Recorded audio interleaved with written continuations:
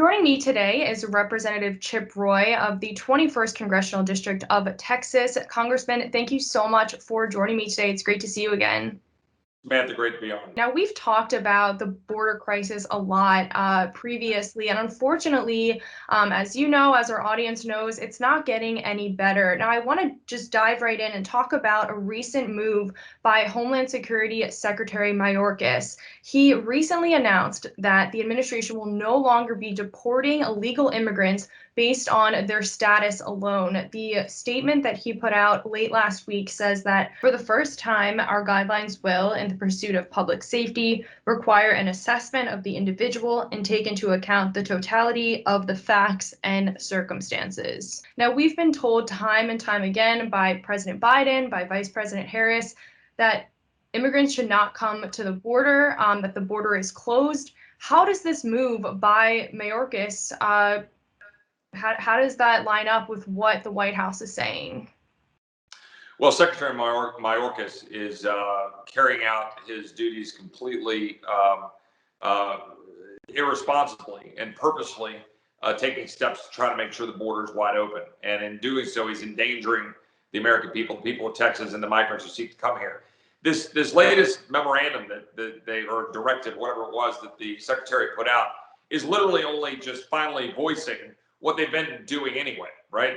Their whole position has been, well, if you're here illegally, that alone isn't really enough to be a problem. They're basically putting a neon sign on our border saying, come to the United States, claim asylum, and you're basically going to be released into the United States. And then they go around saying, well, wait, I wonder why there are tens of thousands of people just pouring at our border. Well, maybe because you're basically inviting the entire world to come to the southern border of the United States, empowering cartels, empowering the Chinese, overwhelming border patrol, making them have to deal with situations like they had to deal with the Haitian situation a week or two ago. And that, of course, made the media take notice for a week. And now they'll be on to something else. But meanwhile, we still have 98 dead bodies, dead migrants in Brooks County, Texas, which isn't even a border county.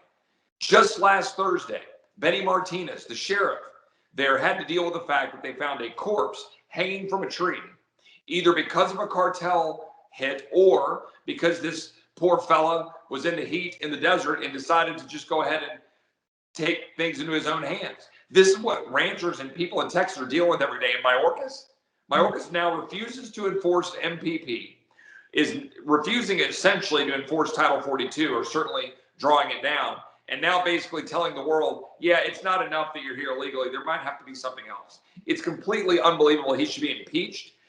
He's endangering the American people, the people of Texas.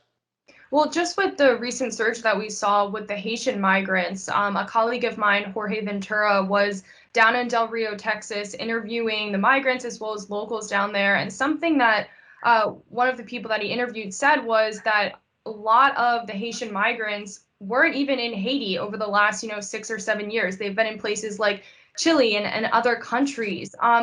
6 or 7 years, they've been in those countries for a while. Why did they just decide to come now? Yeah, well, Jorge's been doing some great reporting on that, as has my friend Todd Bensman and some others that have been down focusing on the actual problem. They've been in Mexico. They've been looking at the actual situation on the ground. They've been in Panama. They've been down in Costa Rica. They've been looking at a lot of where the traffic is coming through. And let's actually acknowledge for a moment that we now have intel that's telling we may have as many as 400,000 more coming up to our border through Panama, from South America, through Central America, up to the United States, in addition to the normal, monthly numbers that we've been dealing with. Jorge is exactly right. There has been volumes of Chilean driver's licenses and IDs, Brazilian passports, a host of documentation that was just left on the other side of the Rio Grande, being dumped by the Haitians in this question, but it's really others too. But with respect to Haiti, everybody tried to say, oh, this was in response to the earthquake or even the assassination. But we've had people that way predated that. And there was an effort to organize and move. Why? Because the green light was turned on by Secretary Mayorkas in basically saying, and President Biden by extension, basically saying, if you come to the United States and you claim asylum, you will be able to come into the United States. That is basically what our country is currently saying. That is unlawful. They are not carrying out their duty to enforce the law. They're not doing what they're supposed to do under Title 42 to protect us during a pandemic. They are not using MPP, even though a federal judge told them they should. They're slow walking that and now saying they're not going to. They're not actually enforcing asylum laws. They're not doing the enforcement that's needed to be done to say that the well over 90% of people who are coming here and claiming asylum do not actually qualify for asylum. So this is on them. It's purposeful, and they need to be called out for it and impeached for it. I remember, I believe it was in 2018 in the fall, there was another caravan of immigrants, and that was under President Trump. Why do you think they came then? Was there messaging there that encouraged them to come? I mean, I don't see President Trump, necessarily being tolerant of that. So what was the difference then versus now? Well, remember that when we're talking about back in 2019 and before, when we had this sort of massive surge, we were also on the heels of the Obama-Biden administration. Now, look, Jay Johnson, compared to Secretary Mayorkas, is a border, warrior. And, Jay Johnson was actually acknowledged that 1,000 a day is a crisis, not the 7,000 a day we've been dealing with under the Biden administration. But the fact is, the Obama-Biden administration was also soft on the border. DACA, we had all of these decisions being made by the administration to give people a green light to be able to know that I might be able to stay in the United States. So you had more people want to come. Then when President Trump came in and said, we're going to build a wall, we're going to crack down, you had a surge of people who I think were saying, well, we got to try to get in. And they also knew that our laws were weak. Our asylum laws are not where they need to be. We ought to tighten our asylum laws, tighten the decisions. For example, the Flores settlement, right? The Flores settlement is what gives us catch and release. The TVPRA rulings, like we're basically a nation that has allowed a handful of bureaucrats and a handful of judges to say you must have open borders. And now we've elected a bunch of fools who are now saying, yay, open borders. And they wonder why we have a massive expanse of people coming into our country with fentanyl pouring in and killing Americans. Meanwhile, Americans are going, what the hell? What's happening to my country? We ought to do something about it. And I'm glad Governor Abbott is trying to step up, sending DPS and trying to secure the border. We're going to have to do more.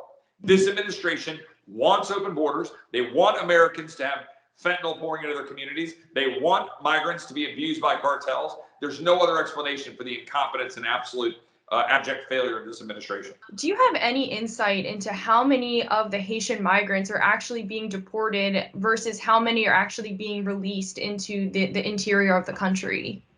Yeah, we don't have an exact number. We've been trying to press Mayorkas to get any kind of actual specific information. Side note, we've been getting no responses. We actually filed what's called a resolution of inquiry, and the Democrats changed the rules to deny our ability to get a vote to force information out of the Department of Homeland Security. They've done that on several other things as well.